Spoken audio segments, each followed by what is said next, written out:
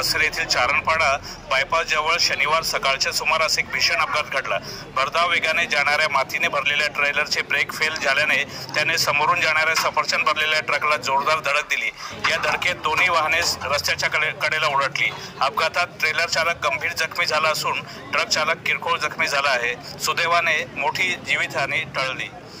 अपघातात जखमी झालेला ट्रक ड्रायव्हर ट्रक क्रमांक RJ14GJ 4572 हिमाचल प्रदेश येथून सफरचंद घेऊन मुंबईकडे जात होता। ट्रक चालवणारा चालक वकील मामदीन खान राहणार हलचाना भरतपूर राजस्थान असल्याची माहिती मिळाली आहे। दरम्यान मागून भरधाव वेगाने येणाऱ्या मातीने भरलेल्या ट्रेलर क्रमांक RJ09GD 4718 ने त्याला जोरदार धडक दिली।